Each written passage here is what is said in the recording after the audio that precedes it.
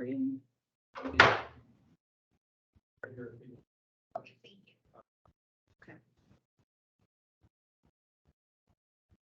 Right. So, Chair Reinhardt, we can go ahead and get started. We'd like, it's 12:09. Okay. So if you want to just start from the beginning. Very good. Thank you, Annette. Would like to welcome everybody to this meeting. Very important start of our process for preparing our next water plan. This is the 6th water planning cycle for the Region E. I have been here for 6. I think this is my 4th. We have a couple here, Dave Hall and Teresa Todd have been here for all 6. So there are real veterans, but I'm excited to get the process started. I work for El Paso Water, and I always think that this water planning is very interesting. So we get to hear what everybody's doing for their various water needs and talk about population growth, demand, and what do you need for additional water supplies for the future. So I'm looking forward to starting the process. Thought we just go around the table and introduce yourself. Hi, I'm Heather Rose, with the Texas Water Development Board, helping you all out with the planning process.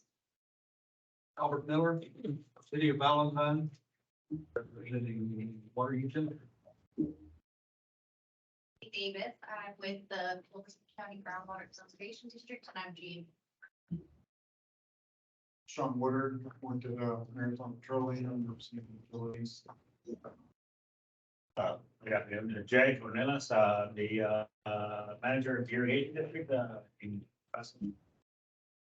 Dave Hall, I represent the public and also the vice chair. Andrew Feigenbaum, WSP. Juan Acevedo, WSP. Teresa Todd. I represent counties, Jeff Davis County, and I think Albert Miller has been on us with us for 6 as well, haven't you? I'm remembering not that. I'm sure that I started. Pretty early, but It was pretty early. I'm not sure that I started. And Annette, why don't you help me with people there Yes, online? so virtually, we have Jerry Grijalva from, Lower Valley Water District. We have, let's see, so we have Omar Martinez, representing water districts. We have Summer Webb, representing groundwater districts. We also have Sherry Butcher from the public.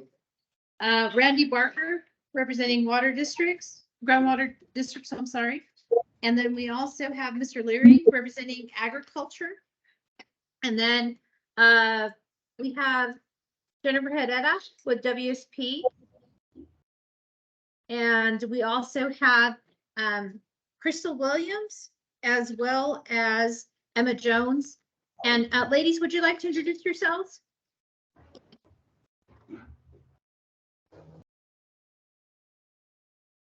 Emma or Crystal? Hi. Huh. I'm Emma Jones. I'm from the Texas Water Development Board. Thank you. And Crystal? Yes, my name is Crystal Williams. I work with Reason Nichols, and I'm a sub-consultant. Okay, great. Thank you so much. Okay, I think that runs out our attendance. Scott, so if you'd like, we can go on to,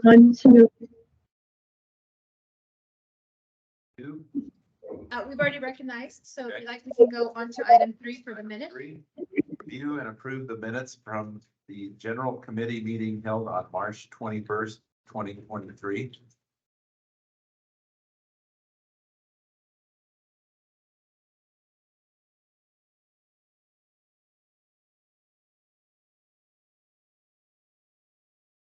The executive committee found any issues with it. I'll make a motion to approve then. Okay. I'll second that. Sorry. I'm a little bit slow. Let my food digest. All in favor? Aye. Opposed? Minutes are approved. Okay, and on item number 4, Chairman Ryder, we actually did not have, there hasn't been a chair's conference call since January, so I know that there's nothing for you to report on that since it has not occurred yet. And then I think Heather was going to see when the next one was coming up. What do you need? Sorry. Okay, well, we can come back to that one then. So we're on to item 5. Yeah. Recommendations from Executive Committee on vacancies for voting members by Rio Grande Council of Governments. Yes, sir. And so we did put out a notice requesting for nominations for several positions. And the positions that we had asked for included River Authority, Economic Development, Tourism, and water districts. And so we did receive a nomination for Mr. Ornelas to serve under water districts. We did not receive any other nominations for the other positions. And so this is the only position that was presented to the executive committee this morning in terms of their review and consideration for recommendation. So we would like to approve his, do I have a motion? Before we do that, Yeah. can we get a little bit of a brief from Jay on his background? And we don't have a resume. So it would be nice to just know a little bit about you. Sent that very late. I apologize. That's okay, but It's okay. Nice sensitive. That's okay. Anyway, so, thanks for having me. My name is Jay Ornelas. I grew up in Chambavans. I went to school in Austin and worked with Texas for many years. Two consultants and I have recently been at the district, irrigation district for about 13 years as a district engineer for the district. And I left a couple of years ago and opened my engineering firm in 3 years. And I'm back at the district now as of January, so happy to be back. But appreciate the invite, interest, and I look forward to working with y'all. Give us a real brief update on your. before they do the nomination, look at Dave. Of course, it is, no, it is fantastic, you know, the snow this last winter was amazing, it exceeded the 36-year average that we've had on file, and the runoffs are similar to the snowpack, and we're about 20% at Elson Butte right now, and in April of this year, we to start, we had initially anticipated opening June 2nd, runoff and inflows coming in. May 12th. Allocation started on the 17th. We anticipate going to next week or next week. Allocation. Everybody excited? A lot of farms have been planted that have been followed in recent years, so we're excited.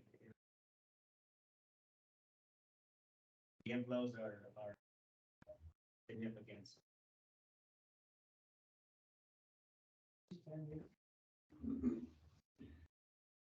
It's, so, you know, 3, I guess, initially when you're down setting in, and it feels. It has been sporadically, and we might have had one, I think, in 19, of full allocation, 2013, I believe, we irrigated for 3 weeks, which was, of course, you know, record, terrible, sad, so we hope to break the trend and be on 4-acre feet for many years to come.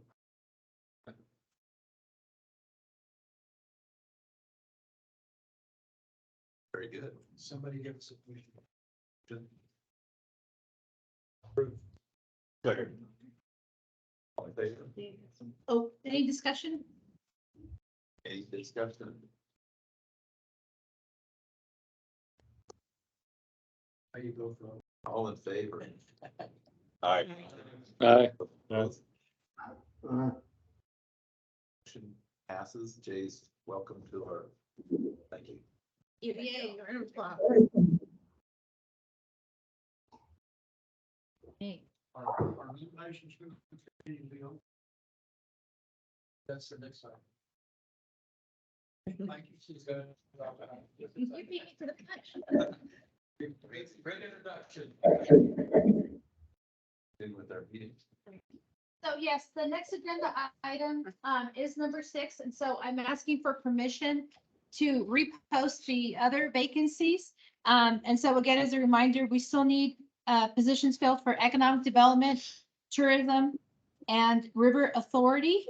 And so based on the discussion that was had this morning with the executive committee, there is a consideration for the group to take where we actually have 2 economic development positions.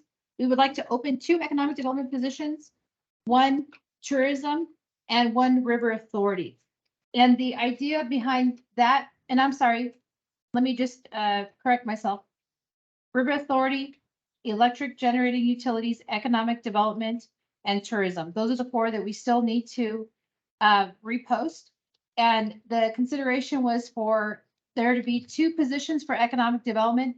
That way there would be an opportunity for an urban, a person from the urban area to apply, as well as someone from the rural area. I don't know if anybody from the executive committee would want to add anything else to that agenda item. Is Omar here on the meeting today? Yes. Omar, can you hear us?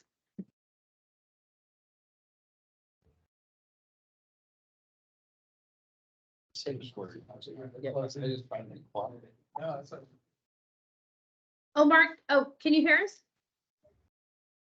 Oh, we can't hear you. Let me see what's going on. Just held up his fingers. Can you So speak, he's got Omar? trouble here. Okay, it's on mute right now. Oh, my goodness. This is not good. Why is that? Can you speak again? Doesn't he have to unmute himself? Well, he is unmuted. Hold on 1 second, Omar. Let me see if Summer, can you say something just so we can see if we can hear you? Yes, I want to file a complaint against Randy Barker. He told me I looked terrible online. Randy. It's noted, ma'am. That'll be one Nice. one mark against him. 3, he's out. I'll second that. Omar, can you try again? Can you hear me now? Yes, sir. Thank you. Omar, I was going to just mention that the reason we talked about adding a second position for the economic development is because there is sort of a nexus of economic development going out in the Marfa, Alpine, Fort Davis area. And we'd like to try to attract someone in that rural area to the committee so that we could have some input from them on the same level. That was the whole thinking. Well, the other thing we were thinking about, Omar, is having you take one of the roles as economic development and instead of being water utilities, but that's your choice. I agree with it. It'd be great to have like Fabian's Water join as a member as well. And I'd be happy to take the economic development role. So we're gonna need you to self-nominate when the vacancies are open. Understood. And then just as a point of clarification, are we going to then have the water district position, are we gonna allow for another water district opening? Because right now it's just, Yeah, I don't think economic development. I don't think you can do that until he vacates. We Yes. add another position. Are we talking about an additional position or That's advertising what the Kurt vacant? The vacated position. right?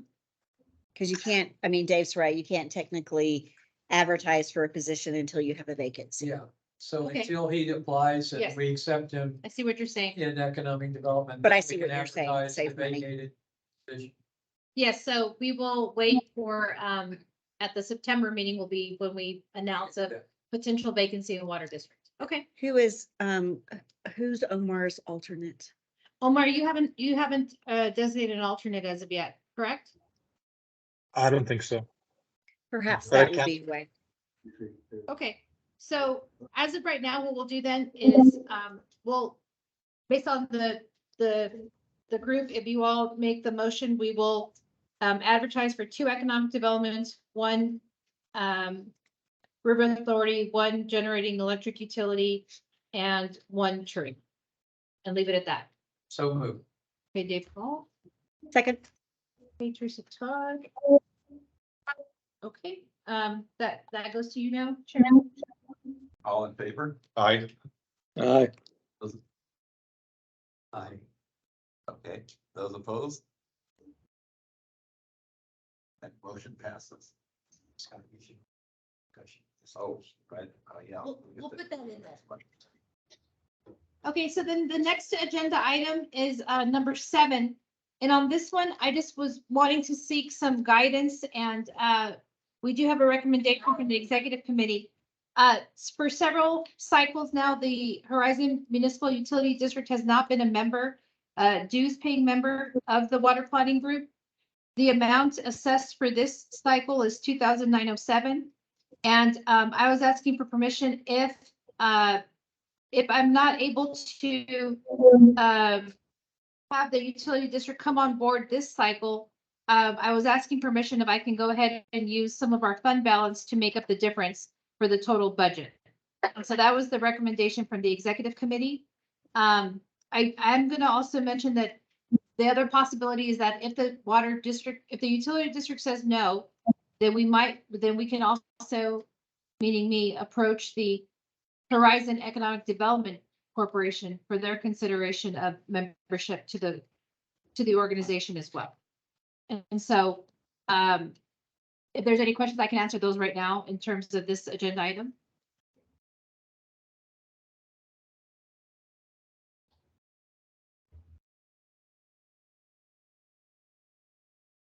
If not, if you would like to make a motion, or Dave, if you want to reiterate your motion from earlier today.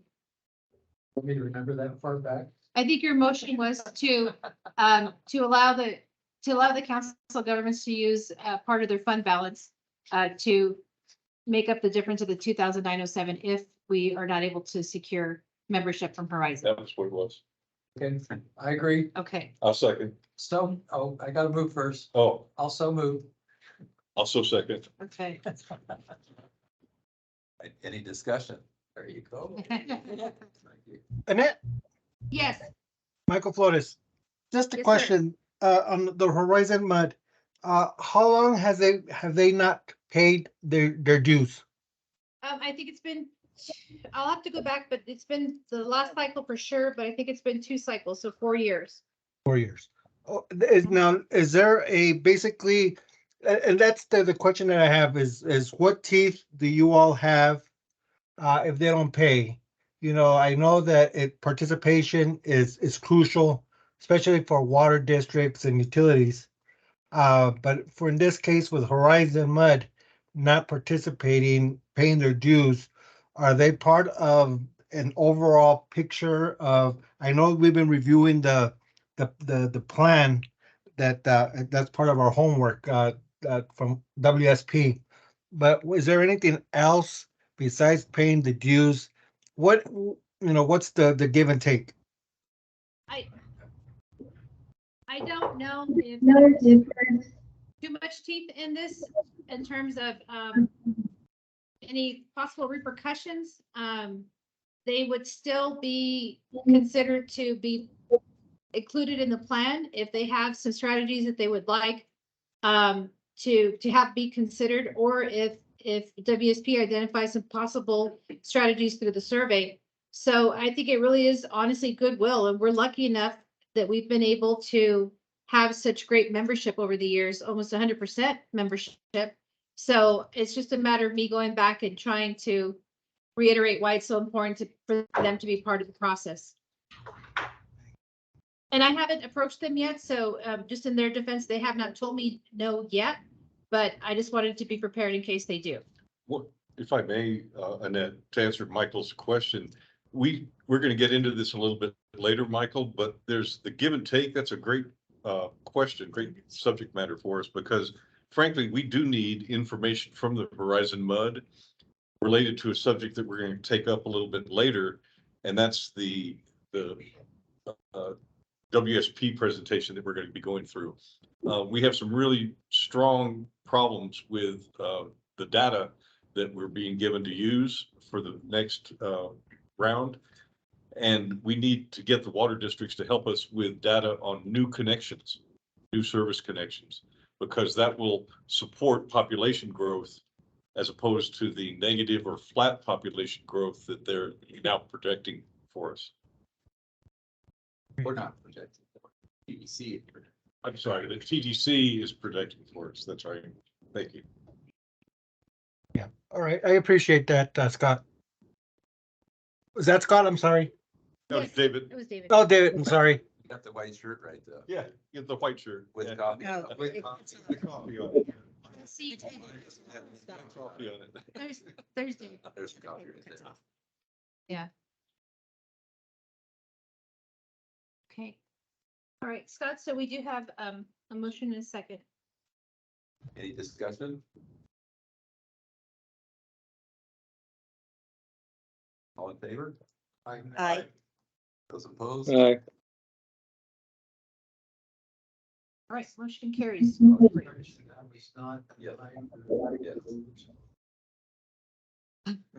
Okay, so on number 9, I'm sorry, number 8, I wanted to inform the planning group, this is not an action item, but I wanted to inform the group that I will be asking our board of directors through the Rio Grande Council of Governments to enter into an MOU with the Water Finance Exchange. And what that will do, if the board approves it, is it will allow the council of governments to interact with Water Finance Exchange.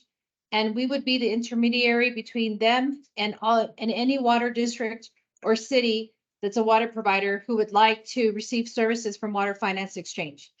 And so just a little bit of background, Presidio County has worked with this nonprofit organization, has been it's been very fruitful for them in terms of their engagement and being able to secure funding. Just recently, initially the amount that they were looking at from Water Development was $7 million. $12 million, but now it's been reduced to 4.6, but that's still $4.6 million that probably would not have been received had they not done this collective effort with Water Finance Exchange. And then with Lower Valley Water District, I don't know, Jerry, if you would like to say anything in terms of your where you are right now in the process in terms of your MOU with this organization.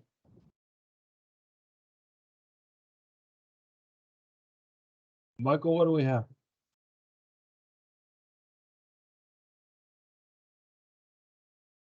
I think Michael. I'm muted. There you go. I'm sorry. Annette, you. Can I call you back? Oh, he's on the phone. So Okay. Dave, Sorry, no, it's okay. I was talking to TWDB, but I'll call it right back. oh, look at you. Sure you were. So, so we're talking about with the water finance. So Water Have you already done Finance your is the MOU? organization. So one of the things that we talked to them about was the possibility about recharge and water conservation, water purification systems that we're looking from our wastewater treatment plant. So what they were looking for, and one of the things is the mechanism is for funding. There has been an influx of people, organizations that have been out there saying we can provide the assistance, but there's a cost analysis that goes with it. So what we've done with them, with WFX, was that we wanted to partner with them. So they wanted for us to do an MOU with the organization for us to be able to help them, and they help us not only put a foothold here in El Paso, but here in Texas, and then help organizations and agencies to grow their developments for water or storm or wastewater projects. I think it's a win situation for all of us to be part of that network with them as an agency and organization. But I think they bring a lot to the table because they are a national organization. They are out there. But one of the things is, like I said earlier, they want to come to Texas. So I think this will open up a lot of the doors, possibilities for us to access some of those funding mechanisms that, that it's difficult to get hold of. And what I'm hoping to accomplish is that, I'll give the example of Tornillo Water District. The general manager was very excited to engage with Water Finance Exchange to have them assist in preparing applications, doing a water rate study, things of that nature. But when it went to the board, there was some concern because of the potential liability that they had in terms of repayment. And even though it was explicit that they wouldn't be asking for, because one of the things that they can do is if you're behind on your audits, they can grant you, for instance, with Anthony, they're willing to grant Anthony $30,000 to hire an accountant to get them up to speed with their audits. And in return, if they receive funding from one of these revenues, one of these grants streams, then they can become the technical assistance provider and they can get paid back, so to speak, with that funding. But they would never ask for any of their general revenue monies to pay them back for that grant. And so there is some apprehension about doing that. And so I think that if the Council of Governments steps in and we take that liability, then we'll have more interaction and more resources available for our smaller districts. So you all can tap into this resource. And so if this does get approved from our board, it'll be available to all of our communities within our 6 counties. Cool. Any questions for me? And I think it's a win for all, and then you mentioned it. If the COG takes the lead on this, is that it allows the smaller agencies, the smaller organizations to be able to access those revenue streams, to be able to help those agencies. I think that part of the hiccup, a lot of people that are afraid of is somebody taking over basically a function. But I think this organization will help with those functions of securing any funding that is available. Thank you. So I'll report to the group at our next meeting what the outcome is, but I'm anticipating that it will be a positive one. And then we'll just see if, where we would place this on the agenda if it's necessary, but I just wanted to inform everyone that this resource will become available soon. Okay, so that's all I have for agenda item 8. And so I'll get Heather ready for her agenda item on 9.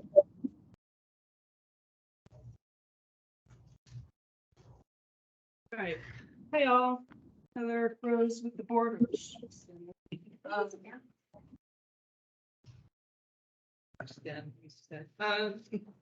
just a couple quick updates from us. We have some. Get that great. Okay.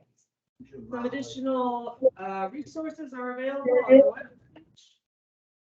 webpage. So the status of the 2021 Regional Water Planning Group policy recommendations, that's on there. So we've addressed some concerns, and so going forward, when we get to that part of the planning phase, it's important to take a look at things we've already addressed with the board that we could address.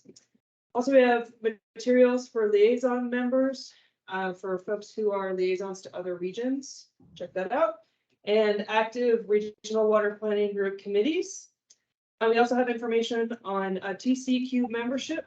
So one of the recommendations from the Interregional Planning Council, excuse me, was to have a TCQ member as a non-voting member of the region, because it's pretty frequent that we get questions about water supply and treatment and things that TCQ are the experts on, and it's just handy to have them in the room answering questions. You already have a TCQ member, so you're good on that.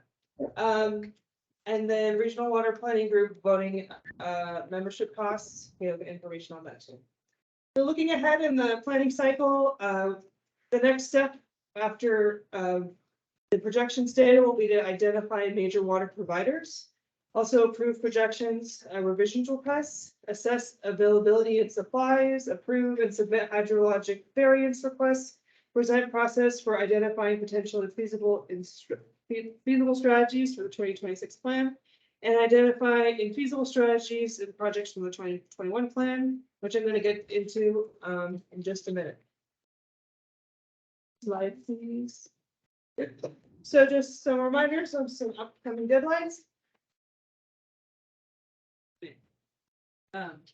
July 14th is the deadline for non-municipal projections, and y'all already approved that in your March meeting. And the August 11th deadline is to request revisions to population and municipal demand projections. And then in the fall, our board, or we will be presenting those projections to our board, and the board will adopt them. And then in March of next year is when the technical memorandum is due to us. All right, next slide. So just kind of breaking down what infeasible water management strategies are. I know this is new to the planning cycle, so I was asked to give a bit more clarity on this. So the analysis must be completed before March 4th, or basically it needs to be included with the technical memorandum. And note that analysis does not need to be done for alternative strategies. So this is just for recommended strategies.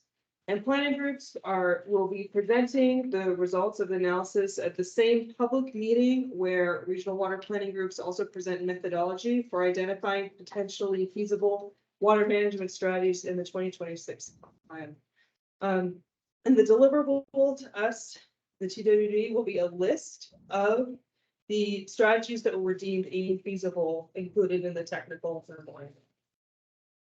Next slide.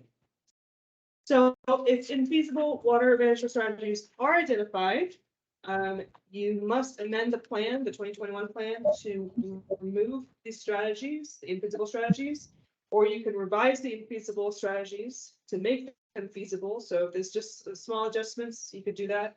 Maybe changing the online decade, or you can incorporate a new water management strategy or a project. So you can use your alternative strategies to swap it out. And the regional water planning group adopted amendments are due on June 5th of 2024.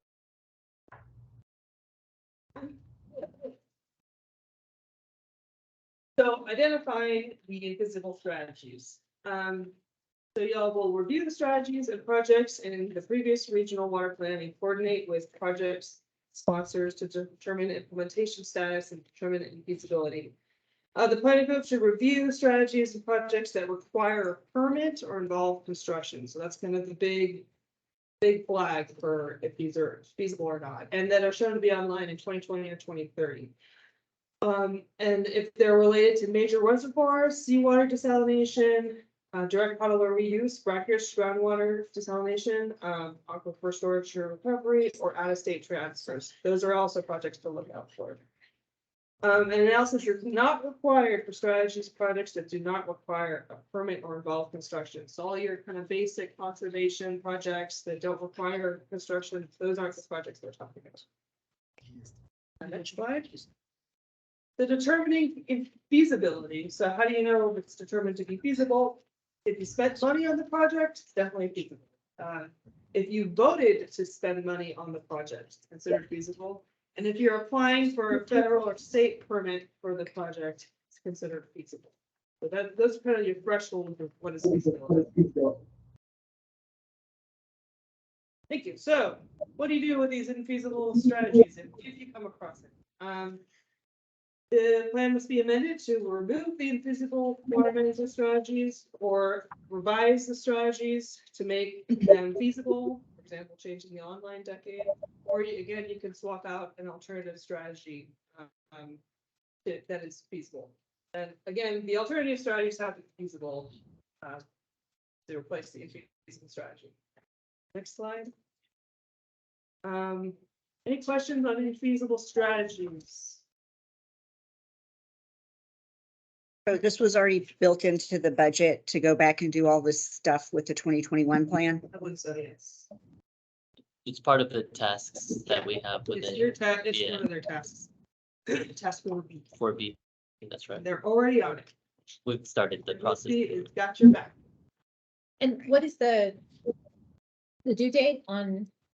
March 4th is the tech memo, that Heather was talking about. So that's where we would first kind of identify, what I'm understanding, and then the amendments would be by June. June 5th. Okay. So Okay.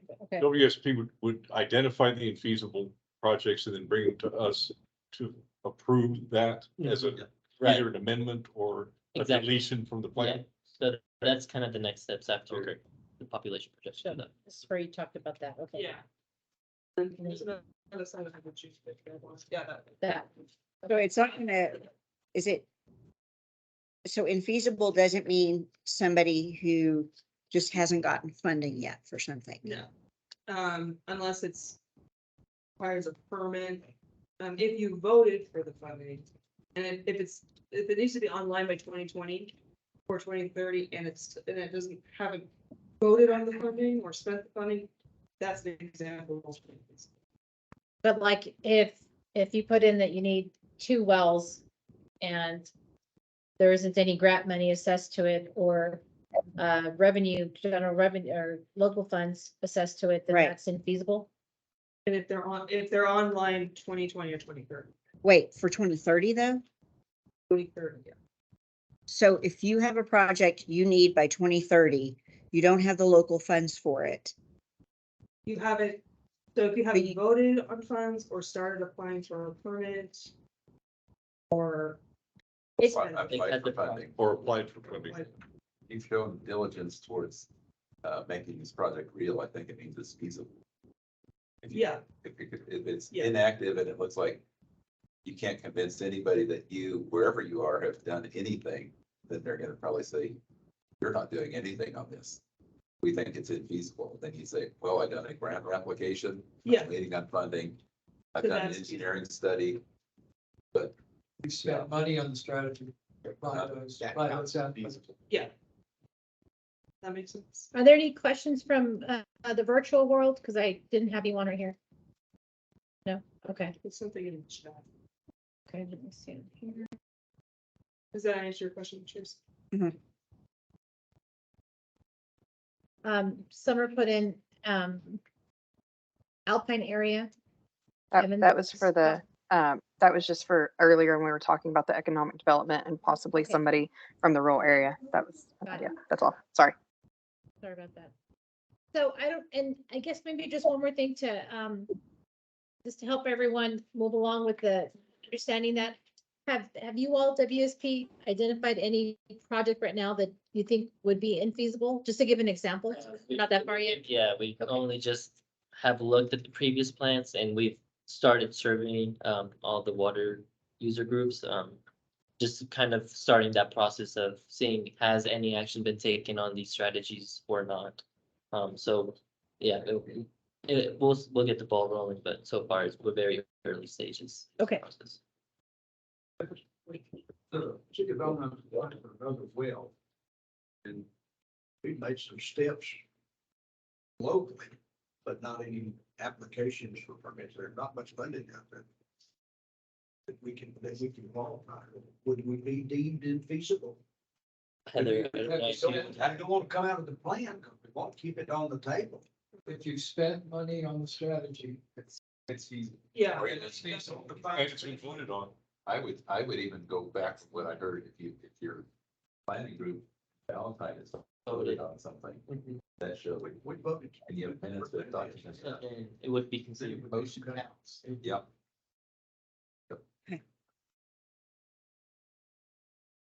Okay, I will go back to here. empty money, voting to spend money on. Yeah. We're probably. Okay. It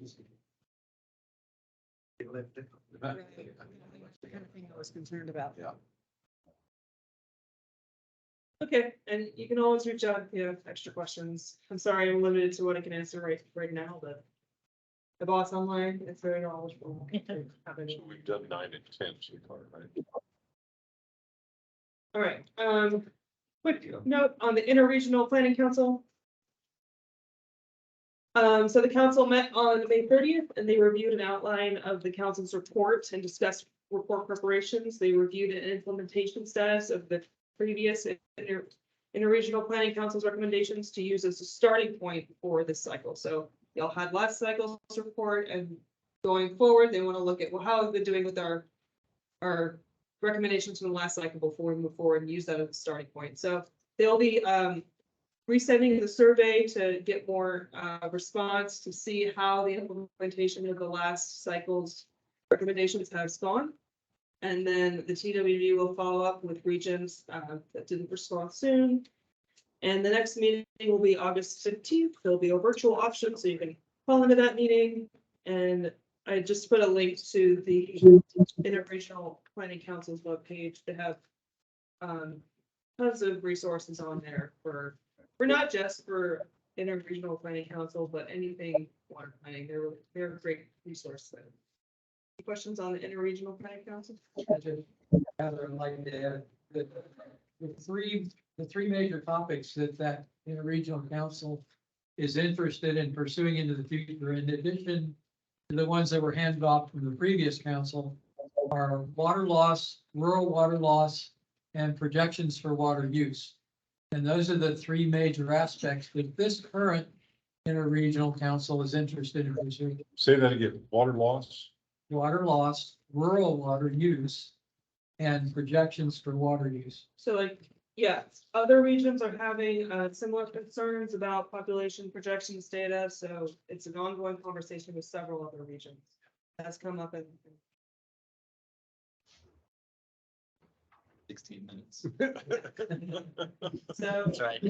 y'all are not alone, and you have council there, so feel free to join and give your input from Region East perspective, and then hear out other regions, how they're doing on that. Anything else from the Regional Planning Council? That was it for me. Have my email there. You're always welcome to email me, call me. Drive out here, I guess. If you have other questions, so I don't have anything in my head right now, but I'm happy to look it up. Heather, we talked earlier at our executive meeting about having a connection between Region E and M. And perhaps even a report from you on what Region F is doing, so that we, as a planning group, have some real information instead of David's 30,000-foot view from his airplane. Yeah, definitely encourage or having liaison members. So if anyone's interested in serving on Region F as the liaison from E, they meet in Big Spring, Texas, basically 4 times a year. They have a meeting coming up on July 20th. It's at the Upper Colorado River Authority's office, and they got a nice hotel up there. You want to stay in the fancy hotel. But yeah, and when I go there in a couple weeks, I will be promoting F folks to come here for Region E meetings, or at least bare minimum to listen. Any other questions? And Teresa, did you say that you were going to volunteer to be the liaison from E to F? I am gonna go on July the 20th. Okay. We will give that a And you're gonna whirl. give us your See opinion. how it goes. Okay. Good. All right, we got one. Thanks, y'all. Thank you. Thanks. Okay, so next on the agenda, Chairman, will be WSP, so I'll get this ready for them so they can present to you. Yeah, Dave, I'll let you know if that's a feasible or an infeasible strategy for you. David. No, what'd you I say? said I'll let you know whether that's a feasible or an infeasible strategy for you. We appreciate you trying one. Yeah. Here's another. Yeah. Okay, did you want me to, I can run it from here, or you want it to here? Sure. You're good? I can go down there. Okay. Just use it, do it, yeah. Go, don't drink water. Crush up some trees. For those of you who are participating virtually, if you have a question, just please go ahead and ask the question as he's presenting, because I can't see your screen right now since we're using the presentation mode. Thank you. Hello, everyone. This is Juan Acevedo with WSP. I'm very excited to be part of the regional water planning process. I am new to this role. I have been in WSP for a little over a year, but I have been, guided for the overall process with Jennifer Herrera, who has worked closely with this group, and Andrew Feigenbaum. So, thank you all for allowing me to be a part of the process. First, I wanted to provide a quick update on the schedule as well.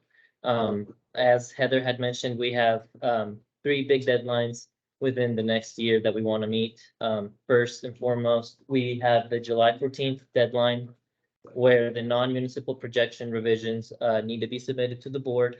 We have already done our revision request to the board. It was sent to them on April 17th. This non-municipal water demand revision request also included the changes that Emma Jones had requested to Culberson County Manufacturing to decrease the value of 43 acre-feet to 5 acre-feet of non-municipal demand. Then the next big deadline that we have to meet, since the July 14th deadline has been met, is the August 11th deadline, which the population and municipal demand projections revisions are due to the Water Development Board. And that's the overall pertinent information that we will be discussing throughout this meeting. Looking forward to next year, March 4th, as Heather had mentioned, we have to have completed identifying the infeasible water management strategies from the 2021 Regional Water Plan and have them included in the technical memorandum that is due to the board once again on March 4th. So up here on the screen is just kind of a quick calendar overview of where we are right now. Wrapping up tasks 2A, 2B, non-municipal and municipal water projections. And this red square that you see here on the lower right is, that technical memorandum that we need to get done by March 4th. Is there any questions on the current schedule for the regional water planning process? Just one comment. I think it's, for those that are listening here, it's absolutely critical that you get back with the contractor when he asks you for input on this municipal and population projection divisions, because without your input for those rural areas, he is not going to have current data to turn into the board. So it's very important that those of you that are out there that have that responsibility respond when he surveys you. We'll get into that in a minute. That's all right. Well, we're gonna talk about it again, but I just want to iterate it now and then we'll do it more in the future of the meeting. Appreciate it. Thank you, Dave. Okay. Yes. So as Dave mentioned, yeah, we are now going to move on to population and municipal water demand projection. So this is to try to meet that August 11th deadline for the revision request that is due to the Water Development Board. So a quick update or a quick recap on the regional water plan for 2026. The draft county population projections were established by the Texas Demographic Center using the data from the 2020 census. And what is new for this planning cycle is we will be including population declines within the regional water planning process. So according to the data that was sent to WSP by the Texas Water Development Board, which was provided to them by the TDC, we held a workshop with the board's projection staff on May 25th this year. We wanted to verify a recommended approach of using the most conservative planning style for the population projections that we were receiving. In this case, for Region E, that was using a half migration scenario for all counties except for Jeff Davis and using a full migration scenario for Jeff Davis County. The half migration scenario, the TDC recommends use the half migration scenario for long-term planning projects such as the regional water plan. But the Water Development Board initially sent their draft numbers with the full migration scenario. And in Jeff Davis County, the full migration scenario is more conservative because it is considered to be one of the oldest counties in the state where there's higher projected mortality rates than birth rates. And the full migration scenario in this case provided the most population available that was provided to us by the Texas Water Development Board. Clarification, oldest meaning the oldest population, Median age, yeah, on Median me, age, yeah, okay. it's. not the oldest county. in the state. Right, yeah, 59. 59 is the median age in Jeff Davis County, and it is the oldest median age population in the state throughout. So what is the 2026 regional water plan, population projection trend look like? This is the region as a whole. Initially, in the 2021 regional water plan, the projection is, you can see here, is in the solid blue line. This projection was made from the data in the gray circles that you see, which is from the 2021 historical annual estimate.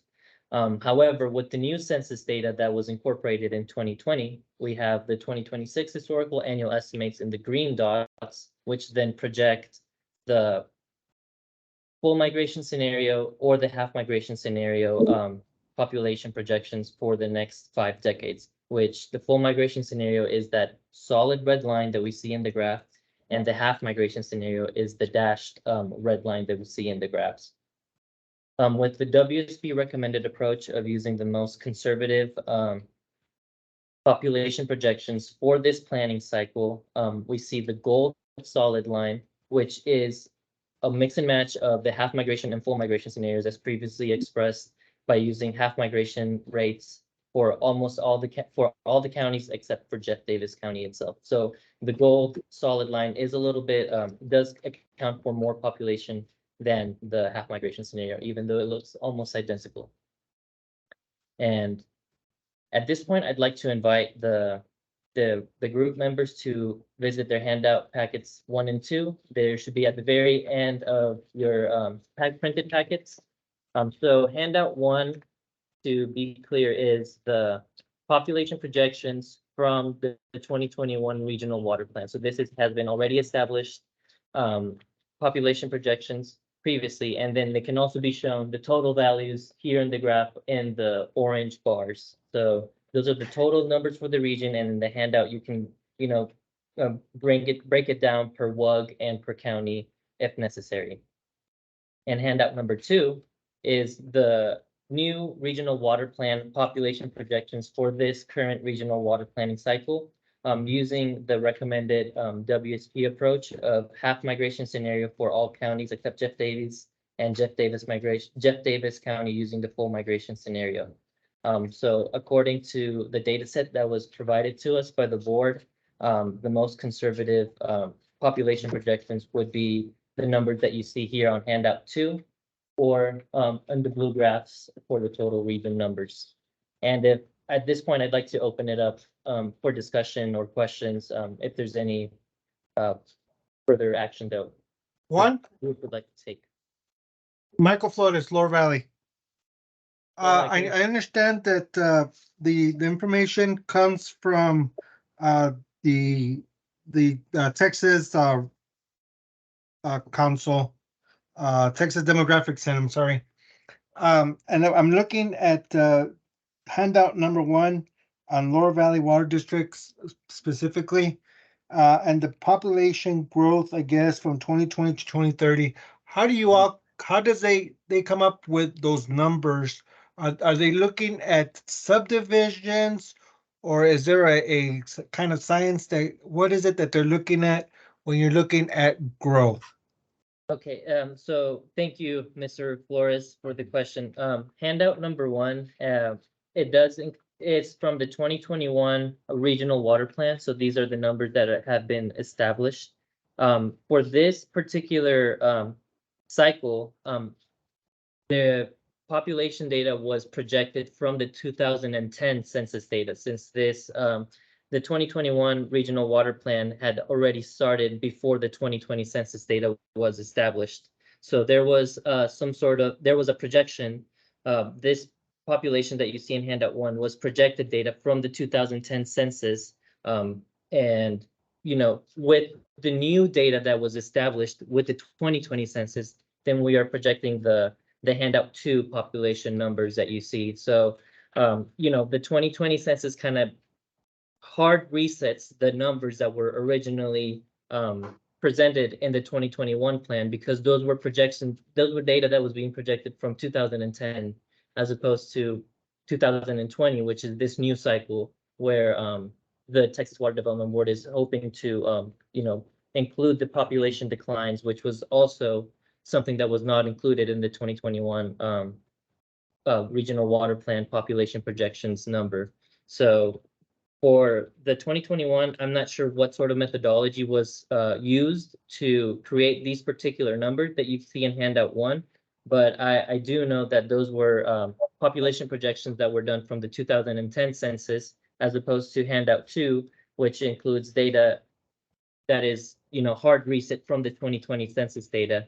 And the TDC has their own, projection methodology that was also presented in the previous meeting for this new cycle. I hope that answers your question, Mr. Flores. Yeah, yeah, because I'm looking at the numbers that specifically for, from handout 1 to 2, and there's a big difference on it. So I was just curious of how you all came up with those numbers. Right, yes, sir. So this was, the handout 1 was from, like I said, the 2010 census data. There was projections that, I'm not super familiar with the methodology for the handout 1 numbers, but I know for handout 2, it's, as previously mentioned, the 2020 census data and the TDC, population projections, and they've shown just, more growth in the urban areas and a little more decline in the rural areas themselves. I appreciate that. Thank you. Are there any further questions on population projections? Well, with all due respect, your last comment is not accurate. The projections that they're showing in handout 2 do not show increased population in the urban areas. El Paso has a decline. It's projected to go decline and some other. It's flat or declining. Right, and another point of clarification, David, WSP did not come up with the methodology. The board did not come up with the methodology. This is data that was provided to the Texas Water Development Board from the Texas Demographic Center. So the board is at the mercy of the data provided to them. We're at the mercy of the data that's provided to us from the board. The district and the water user groups and Region E are at the mercy of the data as it trickles down. There's not a whole lot that we can do about it right now, other than just encourage stakeholder engagement and try to find ways to make recommendations to improve the process. That speaks to you. Yeah, and the bottom line is, if you have some input, it needs to go to the contractor very quickly. If you disagree with those reduced numbers. So the executive committee does not agree with these numbers. We don't think, although there may be some towns, some small towns within Region E that are seeing declines or maybe holding steady. I think a lot of the water user groups and entities within Region E are growing, and that basically the COVID census didn't capture that. And so there's flawed data upon which the State Demographic Center is basing these numbers. And so when we asked in the executive committee meeting about how to fix these numbers, and basically the fact that it's kind of throwing out everything we've done in the 2021 plan, the answer is that we've got to get input from all of the water user groups about the active metered connections.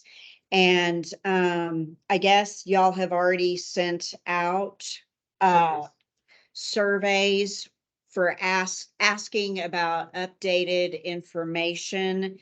And there will be follow-ups to those surveys to provide updated info. And that is the way to get the right information that we need in order to raise these numbers to where they need to be.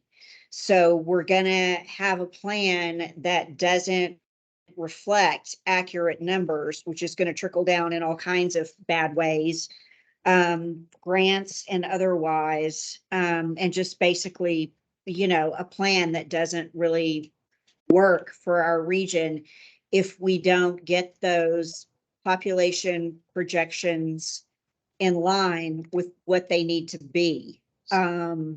So everybody, please work with our consultants, when they give you a call to get the right numbers to them about our active metered connections. So we can get those numbers up because we can't use these numbers. They're not right.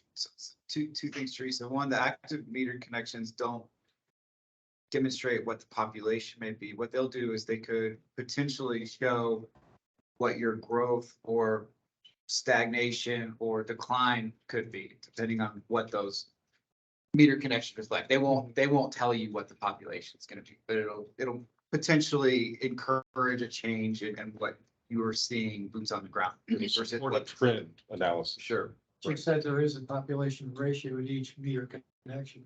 From what I understand, I would have to clarify with the Water Development Board projections team to, And then, yeah.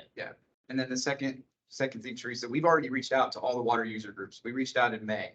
They have until June 16th to provide us with any data that they have that would either corroborate or otherwise demonstrate that the data from the TDC is not accurate. Yeah, y'all, please circle the wagons again. Right, and ultimately, well, I understand that this all, it comes down to water demand, right? And there is ways to capture more water demand than just say population. There's other factors to that equation of water demand. And, there is further into this presentation, we will talk about the GPCD base value, or gallons per capita daily. And this is a way to capture, if there's more connections, there's going to be more water demand. And if we can't change necessarily the population numbers, we can alter the gallons per capita daily numbers to increase the water demand total values as a whole. So there's ways Yeah. to work around it. Yeah, this is Jennifer Herrera. I do want to just encourage the group that Juan and Teresa are absolutely correct. The way that we get to control the draft projections to reflect and be more accurate to the region is in participating in that survey. And Juan will do a follow-up to those that we've sent the original email out to, and have them look at that GPCD. That GPCD connection of active metered residential connections is our way to show the board, okay, there are more people than you've accounted for using water. Here's the source from, XWUG. And then we have a way to calculate that into the methodology that Juan will show you here in a few slides, to then provide a more accurate water demand projection. That's about the only way we get to take some control back on this population data set and make it more reflective of what's happening in the region. And Temple wants to make a statement or has her hand raised.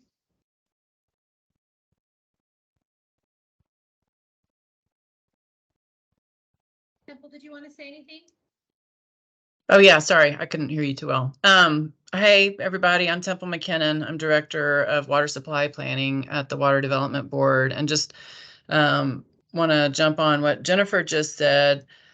If y'all still feel at the end of your demand projections process that there's some uncertainty that needs to be addressed, there's the further factor in water planning equation is like a management supply factor. So if you feel like there's going to be needs that aren't represented due to uncertainty around the census count, and then subsequent projections from the demographic center, and then subsequent projections from the board allocating it out to water user groups, you can still come up with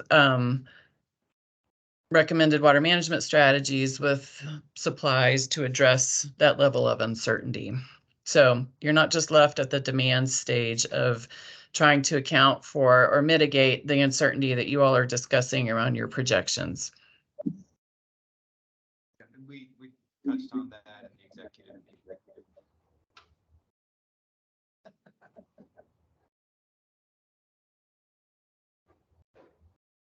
Are there any further questions or discussion on population projections?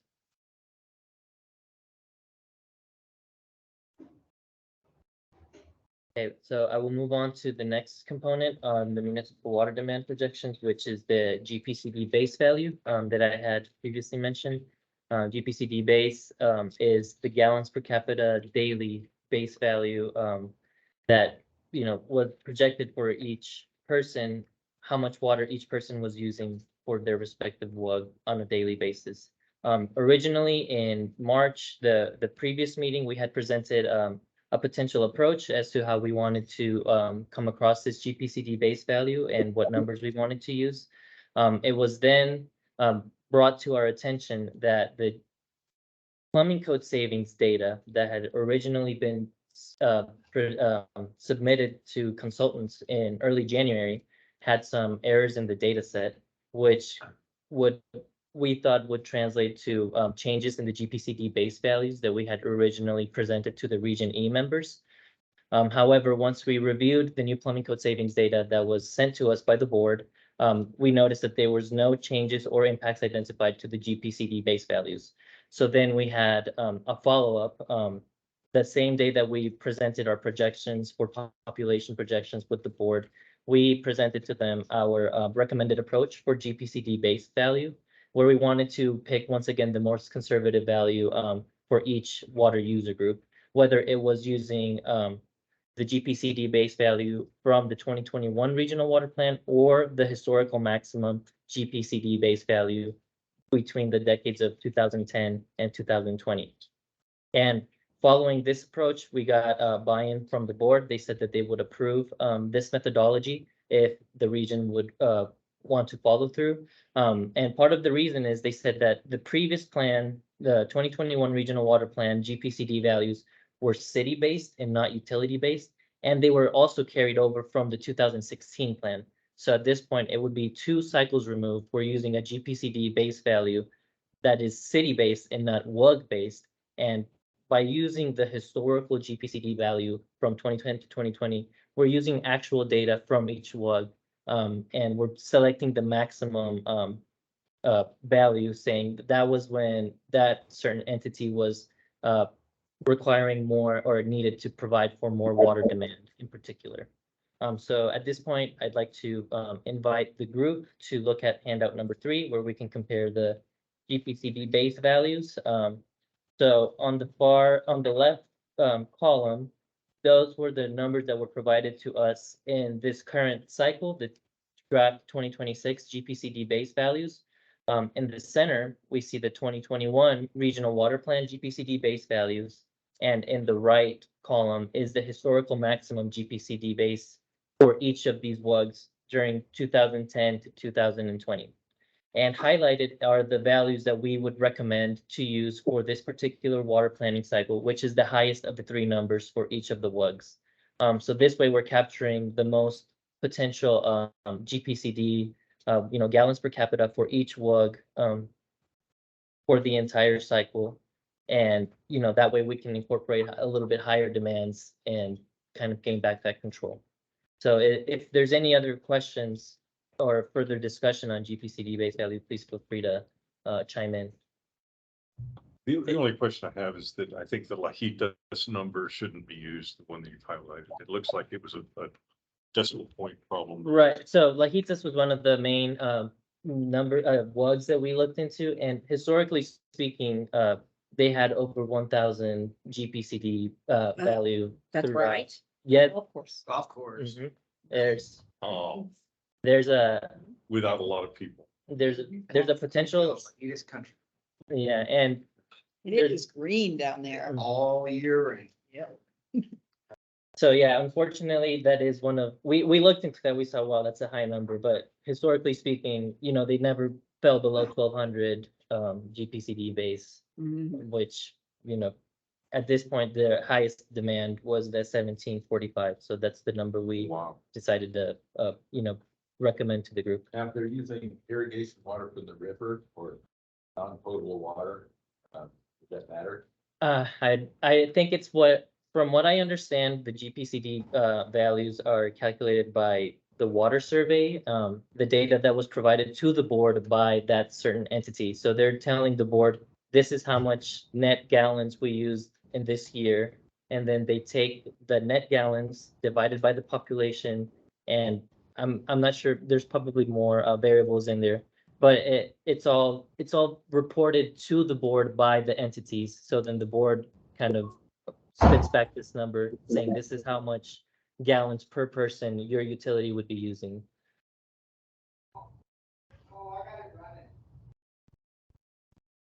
Is there any issue with the historical data for Terrell being 0?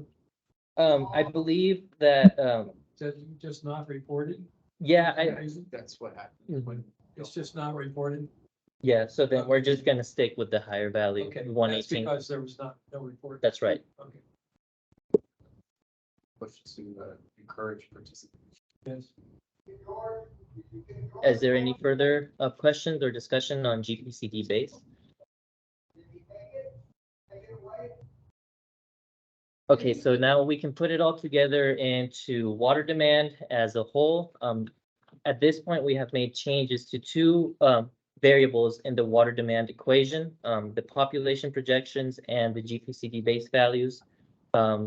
So these, by making these changes, we can see how the trends for the counties will look as a whole.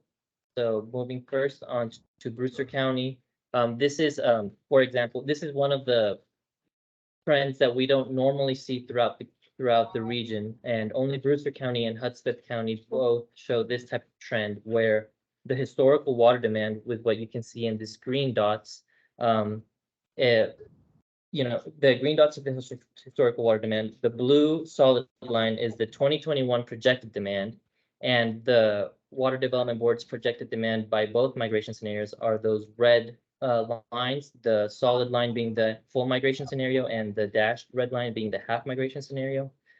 With the WSP recommended approach, it would jump to that gold line, the solid gold line, and this is due to the GPCD base value. This changes because we're using, you know, historical data where in the previous plan, as previously mentioned, the GPCD values were city-based and not utility-based. And there was a potential for underreporting or underrepresenting some of the more rural water utility groups. And so by using the historical maximum data or a combination of the historical maximum data and the 2021 regional water plan GPCD base value, we're ensuring that like we're using real data for the years that the WUGs experienced higher demand, and we can be more conservative in the overall demand for the region as a whole. So that was Brewster County is one of the exceptions. The majority of the trend looks like this, as represented by Culberson County, where we see the 2021 projected demand higher than the Water Development Board's draft scenarios and the WSP recommended approach in gold. So even though we're not matching the previous demand that had been originally anticipated, we are getting closer to that line and, you know, being more conservative in the water demands as a whole.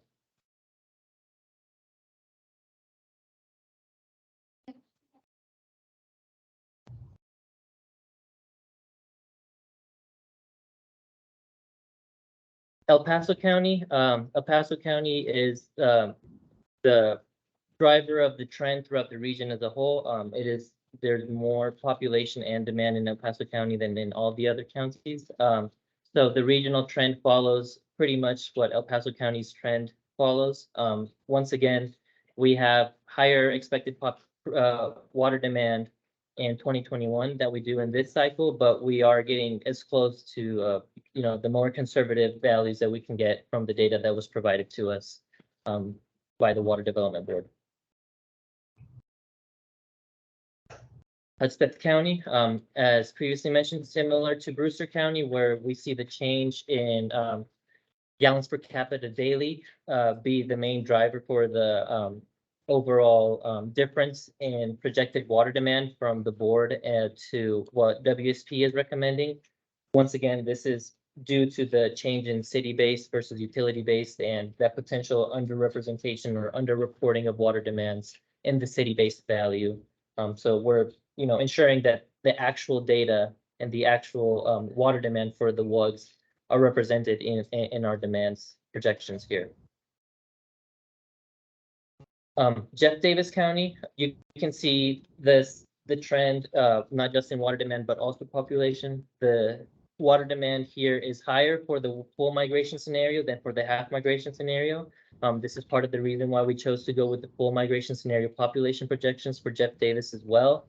And by including the change from GPCD, from the draft numbers to what WSP recommends, then we get to the solid gold line once again, for projected demand in Jeff Davis County. Presidio County, very similar to all the other counties as we've seen, much higher projected demand in 2021 regional water plan than for the current cycle. Absolutely. On the other slide, the 2021 projected demand seems to come out of what appears to be a mean value or near mean value of the historical water demand. Why on the Jeff Davis slide is it so far off? I wouldn't be able to tell you specifically from the 2021 cycle since I wasn't involved, but my instinct or my gut feeling tells me it's either from the population projection from 2021 or from just using the overall GPCD base values that were originally included in 2021 regional water plan. Jennifer or Andrew, if you guys are more aware of why Jeff Davis. Jennifer had to pop off, but if memory serves me correctly, Jeff Davis, and I don't want this to come across some way,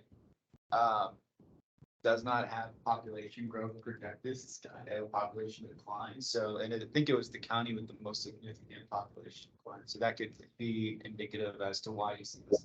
Is that the one that was at 1.0? Yes, this would be the full mic. So Okay. it's part of the, they're projected to be more death rates than birth rates. Okay. So it. Right. Mhm. Okay. Right, Thank- pretty precipitous decline. Right. Yes. Just blue line was what you. And Right. we saw a similar trend in one of the regions. Similar. Population. Okay. I don't think your blue line there, what you're talking about, because if you look at even the 21, like. Populations. Used, all the populations are increasing, and Jeff Davis was held flat. Increases, so. That's correct. Even in the 21, it was just flat. Without getting under the hood, that's the. Yeah, it just seemed, it was the only one that the blue line didn't seem to come out of the median Mhm. of the historical water demand. Every other chart, the blue line is coming out of that median area. Mhm. Okay. And Terrell County, once again, a very similar type of demand projection as previously seen in all the other counties. 2021 projected demand higher than projected in this cycle with the current data that was sent to it. Yeah. Oh, Terrell. And at this point, I'd like to invite the group members to view their handouts number 4 and 5. So this is similar table as handouts 1 and 2, but instead we're actually looking at water demand numbers. So all of these values are in acre feet. Once again, here on the graph in the screen, that's the region as a whole. You can see the region numbers. The 2021 plan are the orange graphs, and the 2026 plan is the blue bar graphs. And you can look at your representative county or WUG data for the 2026 plan in handout 5 and from the 2021 data from the previous plan in handout number 4. And if there's any other questions or any further discussion on water demands, I'd invite the group to address them as they come.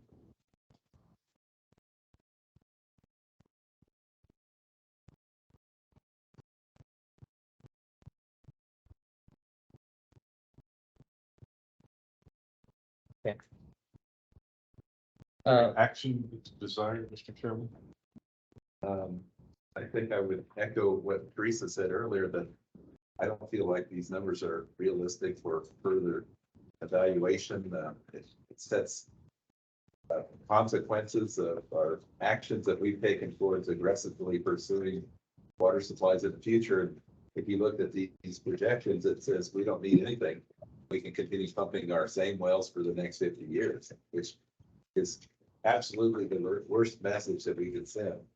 And I've been in this planning now for 16 years, and I've never seen it where they say the next 50 years you're not growing and you're not increasing your demand. That's what we're asking. It seems like this is kind of a silly meeting today, but that's what we're talking about. Right, and the point, we wanted to bring this to the group because we do have that August 11th deadline. So, you know, we're working with the data that was provided to us, and we're trying to maximize all the values that we can with the data that was sent to us. And, you know, this is the result from it, and I know that it's, you know. We can't embrace and support a plan like this that goes out to our constituents that says there's no growth in 50 years. That's just. I think we have to have a bold action. Right. And I do want to thank our consultants. I mean, it looks like they really made some real lemonade in Brewster County and Hudspeth County. You know, I mean, no, they did. I mean. They're making wine in Hudspeth County. So, I mean, thank you for everything you did to, you know, try to put lipstick on this pig. But I feel like, you know, we need to, take some time and have another meeting and try to come up with the figures that we need to get to y'all to try to get these numbers where they need to be more accurate to base a plan on. Because I mean, this is the foundation of a plan. And I don't want anyone to think that this is specific to region. This is statewide, as Heather can attest to. So I think I don't want to put the board on the spot, but possibly sharpening pencil. You know, if this is a statewide thing and this is the data, we need maybe find a different approach. Well, let's just call a spade a spade. The data that we're using for these projections is in question, isn't it? And it's coming from a center that we know nothing about. We know nothing about their methodology or their approach to these projections. And we're having to rework our entire water plan for this region because of their projections that are in such disagreement with what we've used for the last 20 years.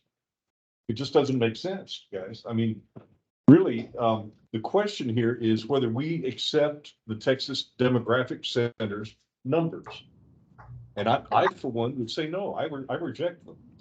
We do have, from, I'm sorry, I'm trying to look right now. Temple, did you want to say something? I'm making ourselves available to answer any methodology questions you may have. Emma Jones is on the line. She's a team lead in the projections and socioeconomic analysis department.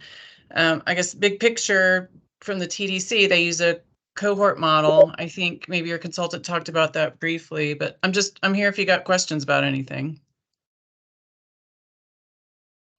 Go ahead, Teresa. Well, clearly we have questions about the basis of these figures. Mm-hmm.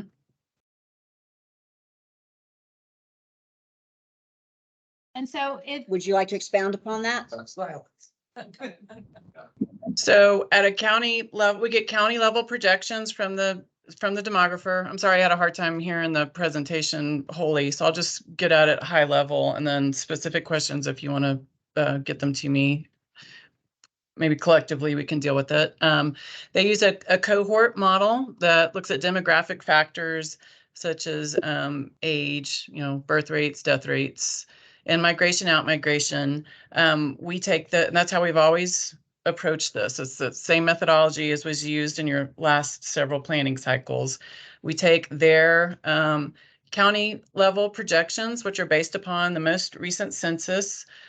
We have to project them out another 2 decades, I believe, from what they do. And then we have to break down their county level projections to WUG level projections, which are utilities again this time.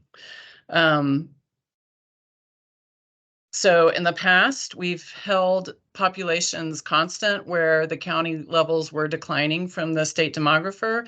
This is across the state. There's declining populations and WUGs in counties. That's something that is the primary difference of what we've done methodologically this time. So it's a high level picture. And I guess your consultant talked about the criteria, the data, supporting data we would need and the criteria to submit revision requests.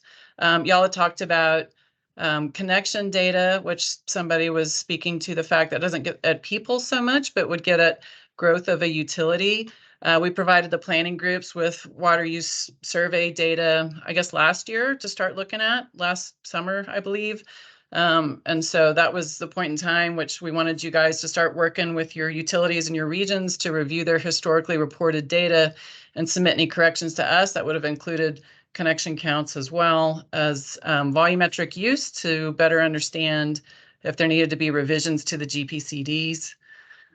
But yeah, I just want you to know there's board staff that are here besides Heather, that if y'all have some specific questions, definitely let us know. Just looking at census.gov, population of Texas, the largest in land area among the lower 48 states, increased by 470,000 in 2022, continuing a steady uptick. From 2000 to 2022, the state gained 9 million residents, more than any other state, and almost 3 million more than Florida, the next largest gaining state. Statewide. Does it have a percentage? Yeah. Annual percentage increase? Well, I think that the question, Temple, would be if there's concerns with the census and that they were not accurately taken, because there are always issues with our rural communities because they're hard to count populations. They do not receive they have to have somebody come to their home. They cannot have it delivered to their mail. And so what recourse do these rural communities have if the basis is the census and that they are of the opinion that it's not accurate? There's the Census Bureau itself is allowing for Emma, you might have to remind, it's a census count resolution process. Is that what it is? Right, And entities census- can You go ahead. got it, Temple. Okay. The Census Bureau has the census undercount resolution program where entities, if they believe their population was undercounted, they can submit their request to the Census Bureau for review. So if there's an entity or area in Texas that believes they were undercounted, they can go through that process and then we can review it during population revision request that's supporting data. Okay. And although we suggested that folks, if they had submitted a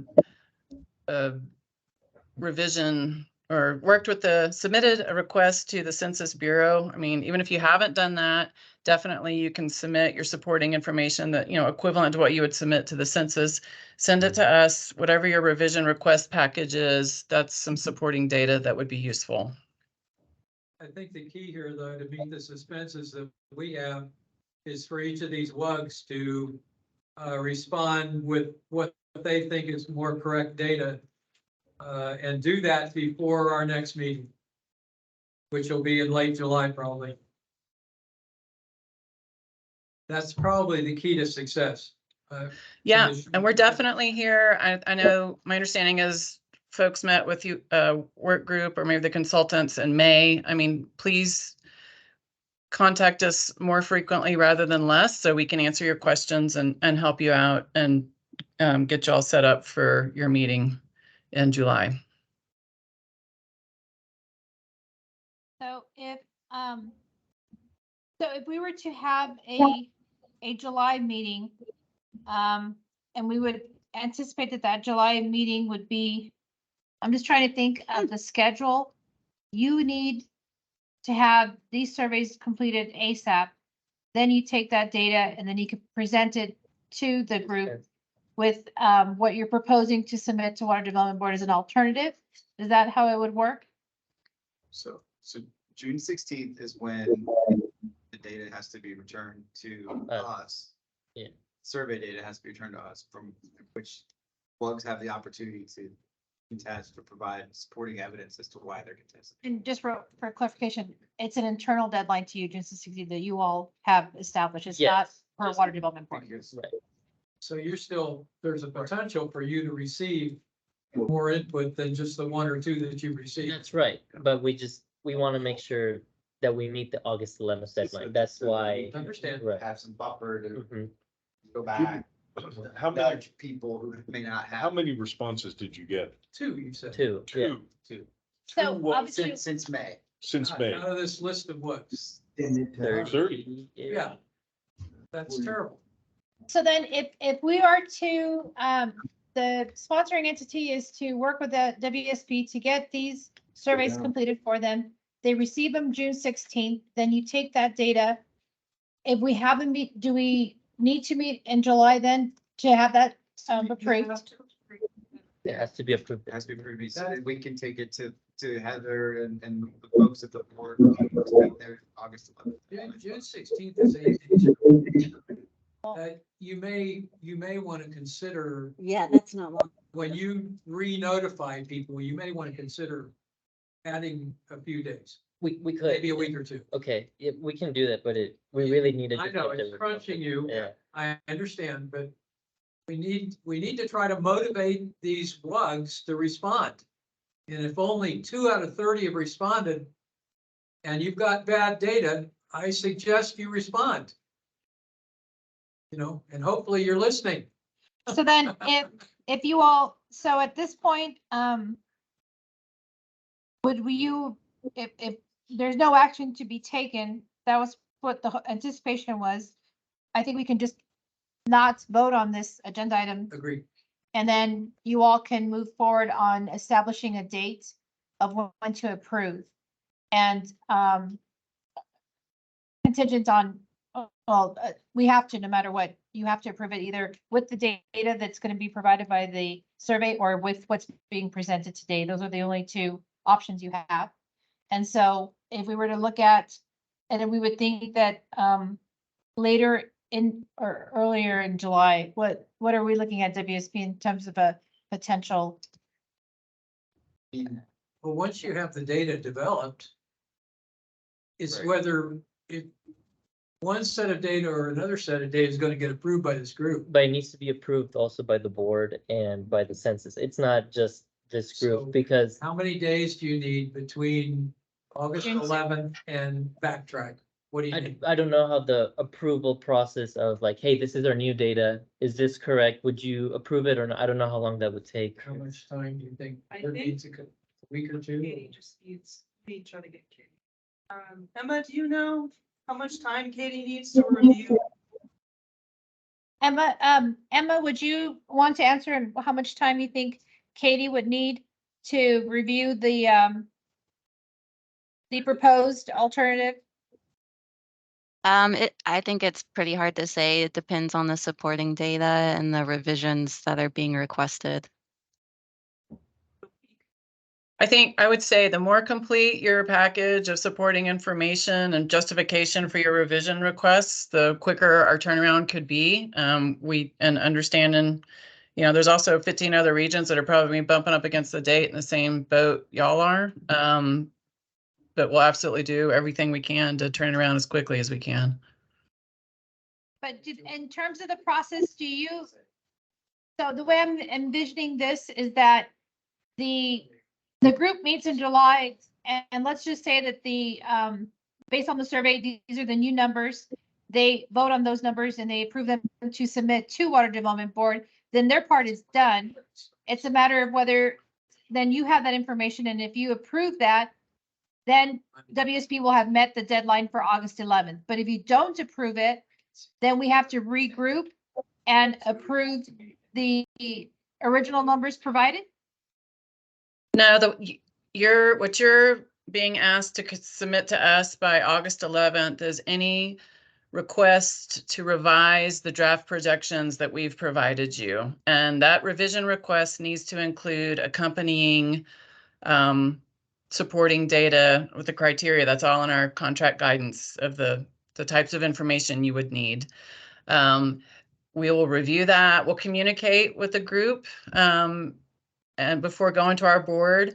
Part of this process is by statute. We have to coordinate with TCEQ, Department of Agriculture, and Parks and Wildlife. So we'll have to meet with those agencies to have their review and input. And then we need to get it to our board as quickly as we can for their consideration to approve, so it can get into your tech memorandum. I mean, those are why the deadlines are pretty absolute. There's things in statute that we have to do after we get information from the planning groups. So in that iterative approach, in the midst of reviewing whatever you submit to us as a revision request, I encourage the group to give your consultants a little bit of latitude to maybe tweak some numbers to the extent you're comfortable with. And ultimately, we may not, if we don't accept your revision requests on certain things, we'll be taking information to the board. And you can look to amend those projections after board approval. But the intent in this whole process is to collaboratively work so that when we take numbers to the board, you all know what those numbers will be. So if we choose to meet to approve the week of the 10th of July, does that give everybody enough time? So y'all would be submitting information to the board immediately following that meeting. Yeah, we would have a couple of weeks to review information, and we would be able to notify you prior to August 11th if you felt the need to meet again. Was that the question? I think so. I guess I was just thinking that if we wanted to give WSP more time, then we have our meeting later in July, but then that kind of takes time away from Water Development Board to review what's being proposed. I got some feedback here. He was asking that we do it earlier in July. That's Oh. why I suggested the week of the 10th. Okay. That was based on a comment. So, Temple, the suggestion was that we have our next meeting sometime on the week of the 10th in July to give ourselves enough time. So I would suggest then if you all, the next meeting would be in El Paso. That would be a hard, like, we would have to have our just data from the WUGs well before then. Can't really dilly dally like much past that June Right, 16th. if you had a week, I think to your 14 or whatever the date was. If you had a week, that gives you a couple of weeks to finish. That's why I'm asking if all this, if it all works. Yeah, I mean, that gives the WUGs an entire month of it. That point, we can only do so much. Yeah, I understand, but so far the notification hasn't worked, so we're hoping that a future agenda with the WUGs will motivate some responses. I would ask that at least, I hear you. Yeah. I mean, obviously the goal is the 16th, but if We don't there's just a believe- few that need to be submitted, can we go to the You're 23rd? gonna get them. WSP, that's an internal, I'm asking. Can make that, we can make that work. Okay, so I would just suggest then if we don't have, if we're not taking action on item 12, we still have public comment. And then we need to schedule our next meeting. So is there any more? I'm taking over from our chair. Do you want to ask if there's any more items to discuss on 12? Still have one more slide. well, it was just kind of letting y'all know what we're working on. We were hoping that we would get the voting of the municipal projections. However, that being the case, we still have the ongoing surveys, as we mentioned, and just saying that, after we receive approval from the group, once everyone's happy with the population and municipal demand water projections, we will then submit the letter of the revision request to the board. So that was, that's the next steps, is to have the planning group approve those numbers. We'll send the revision request letter, and then we'll start the process on the feasible water management strategies afterwards. So yeah, and just asking about when the next meeting is, but I guess it'll be earlier than September. Now, is there a need for also a meeting in September? I believe at this point, Jennifer and I, we were trying to just, this could be a good point for us to say, hey, this is kind of what we've collected. What is everyone thinking for the infeasible water management strategies? By that point, municipal water demand and population projections should have already been done and dusted, so. So we need to look actually at 2 meetings and. Yeah, like if you, We don't hurt you to. don't mind going back to the Gantt chart, Annette, sorry. Yeah, I guess. So everybody can visualize here. Oh, yeah. We're like.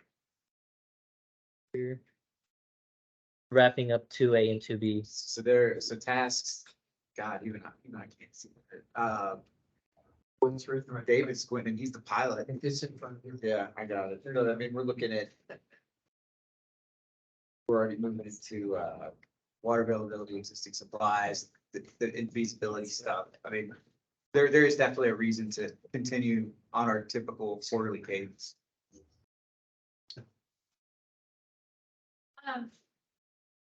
What? Would it be a hardship if it was October rather than September? Let's get how far back.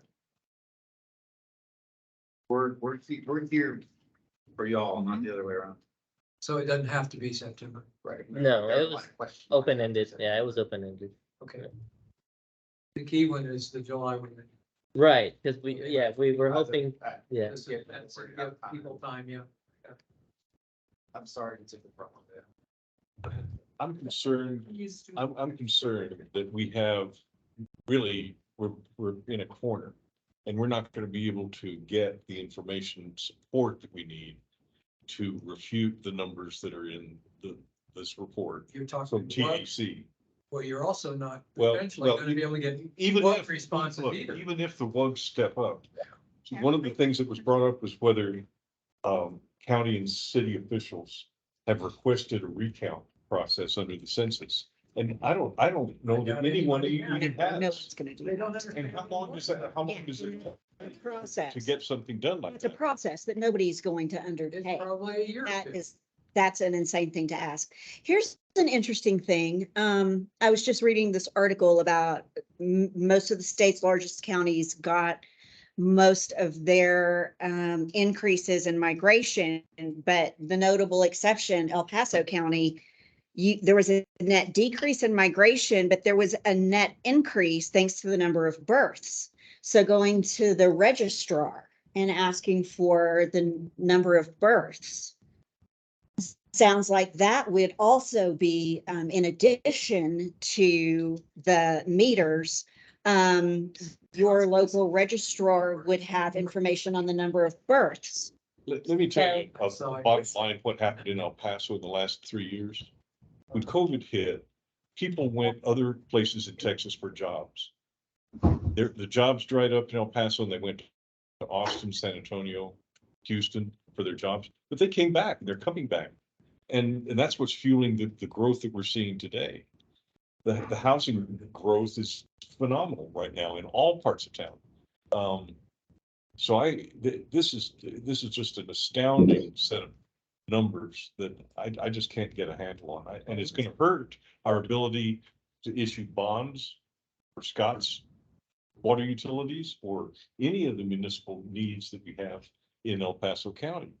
It really puts a burden back on us to go fix these numbers, which I don't think is right at all. I mean, these numbers are just, 50% difference in population. They're gonna kill us. Yeah. I'd hate to take this news back to our president. But Yeah. everything we've He's been gonna doing the love last that. 20 years is not needed. Also, it's like, oh, here's the water plans you've done before. We're just gonna rip them up in front of you and like Yeah. throw them out. All that work you've done, it doesn't matter anymore. I would encourage you to think of it as and not be trying to like defend the data for what it is, but just like everything we're doing prior to is a building block. And if we have to pivot, we have to pivot. If we have to think more creatively to find a workaround, we have to think more creatively to find a workaround.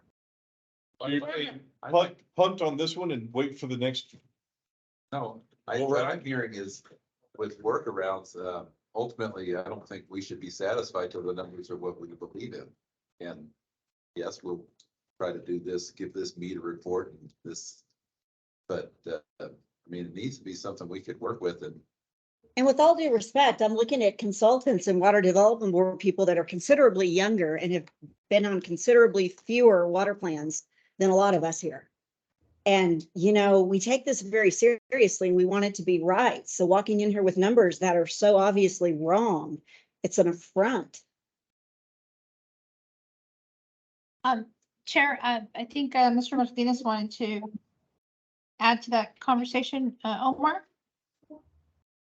Thank you. Mr. Runner, one comment that was made in the previous meeting that I made was that this is going to have an impact on financing, like things like SWIFT loans. And whenever we're putting together financial packages, sometimes we add that future growth will ease the burden on existing ratepayers, and we publicly state that. And so this is pretty much throwing that argument out of the window, and things like interest rates on bonds and things, it will be impacted by these negative population numbers. I just wanted to make everyone aware that this is big and terrible. Omar, I would just add to the fact that in El Paso, we've aggressively pursued funding from the federal government. We've got some generous funding, and it's all predicated on our city's growing and we need more water. And these numbers today are saying, oh, that's quite the contrary. It's flat for the next 50 years. Water, yeah, we don't need it. I agree, sir. As a grant writer, I would hate to have to write a grant write. Yeah, I would hate it. Those questions that they ask, and it's all about future demands. And these numbers, you've seen them today, are saying there's no increases, which is just kind of strange. Well, you have a charter to provide one with some updated data. The best you can do to correct it. Somebody. We really are here to help Teresa. I'm just trying to. Well, I know, but I think.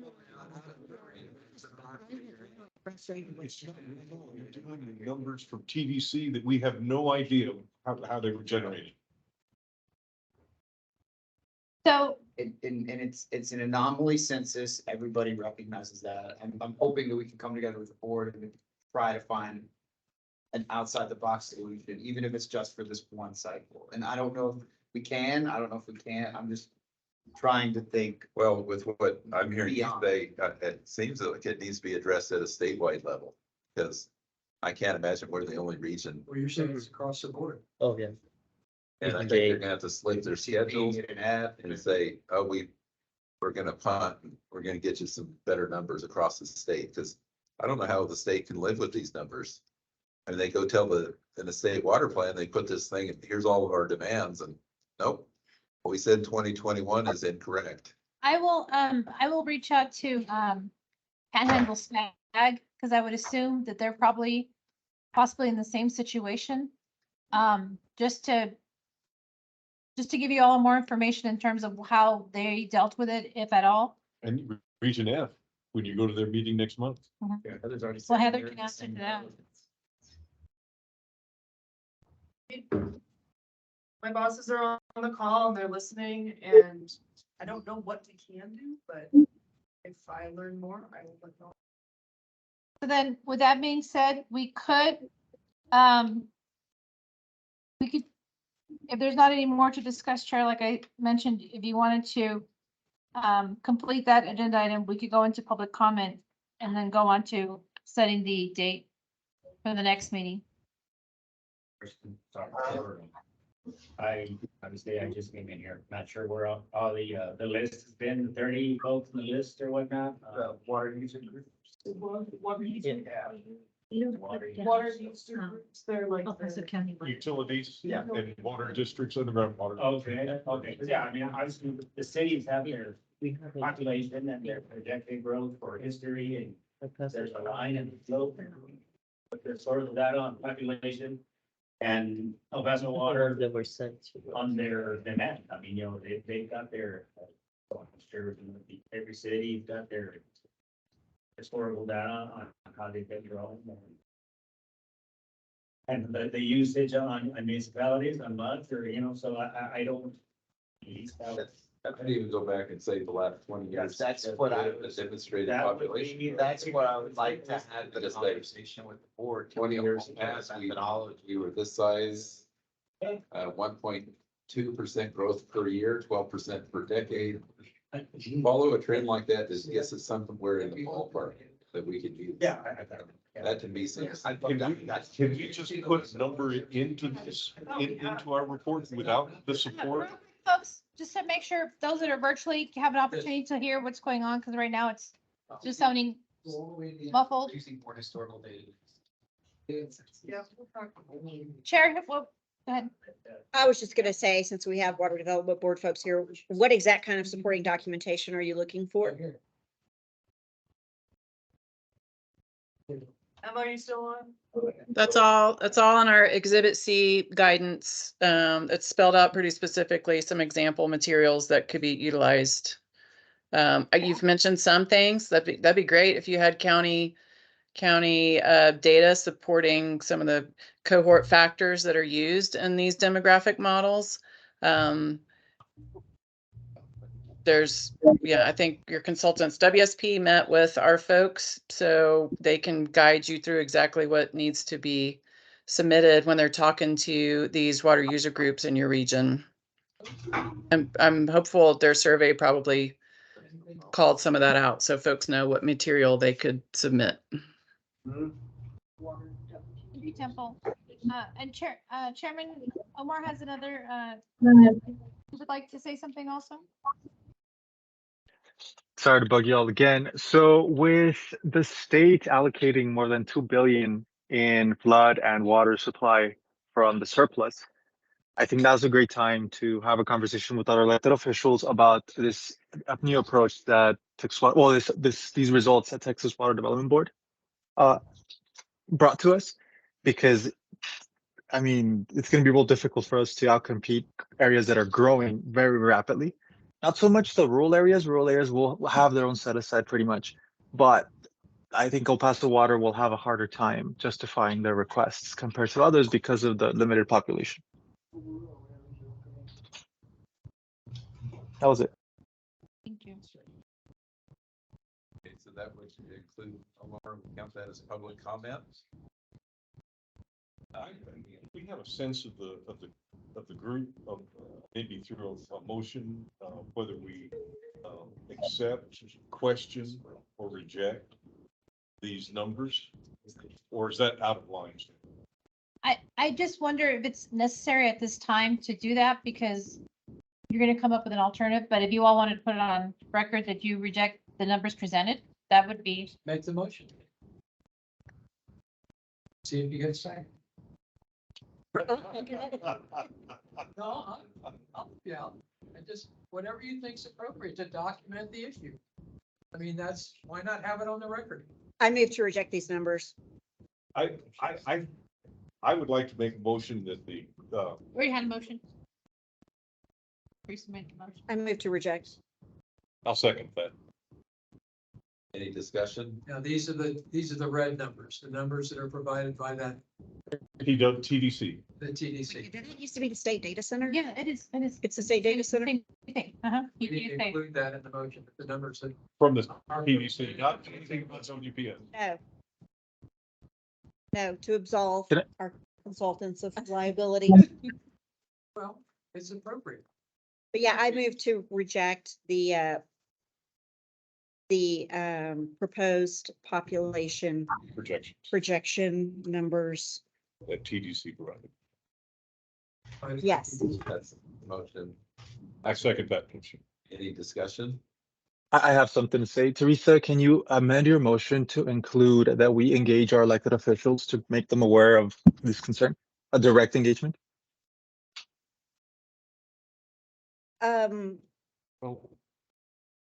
I'm gonna amend my motion actually to say that we encourage all the water user groups to engage with our consultants to provide updated information.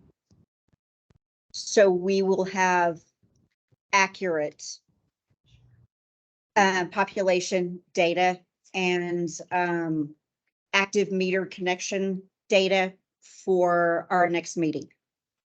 I'll amend my second.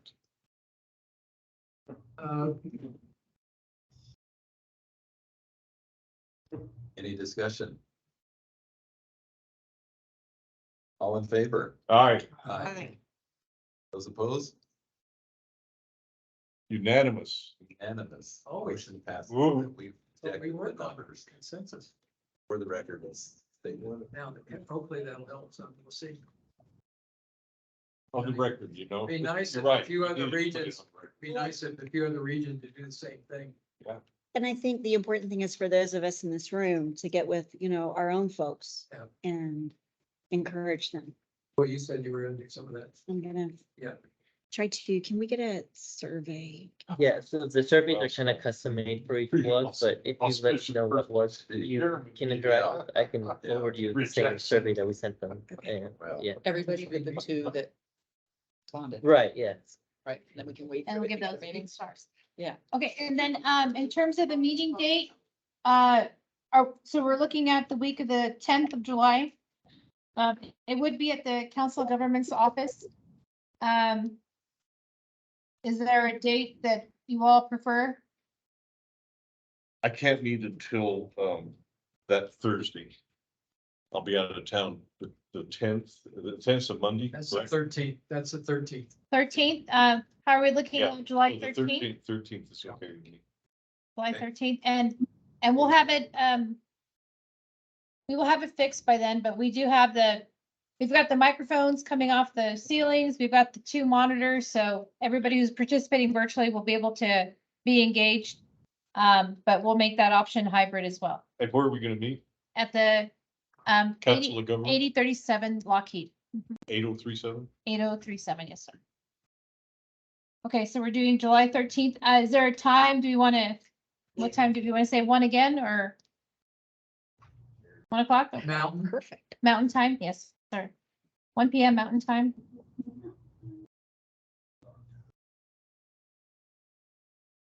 And let me see if there's anybody else in the chat. And just as a comment in the chat, Temple did remind us that SWIFT eligibility is based upon recommended projects with associated capital costs being in your region plans, in your regional plans. Okay. If there's anything else, you can go on to 15 if you. Oh. We missed him. Motion. We get a motion to adjourn. So moved. Oh. Second. Second, Dave Hall, all right. Yes. Been there, done that. So the next. Thank you for lunch. Thank you. Okay, so the motion was made and we are adjourned at 3:06 PM. Thank you for helping. Thank you, everybody participating virtually. We'll see you in El Paso on July 13th.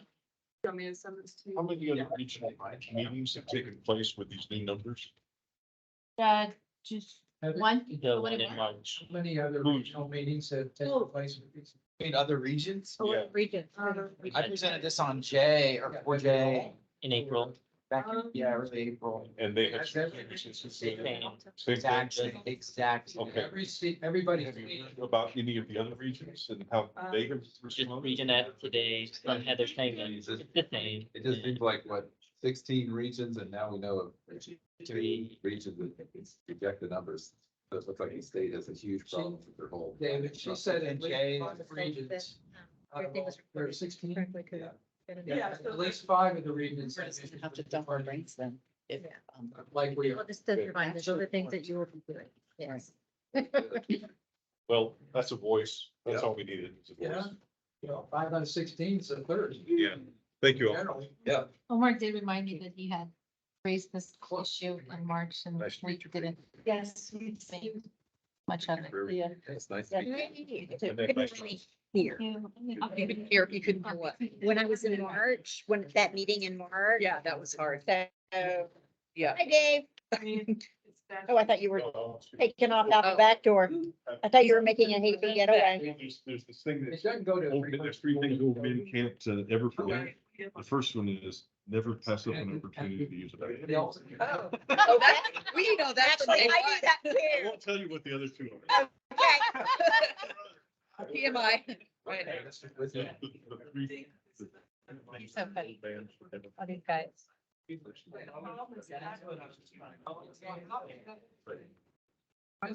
Oh, wait, let me leave. Upcoming meeting. So we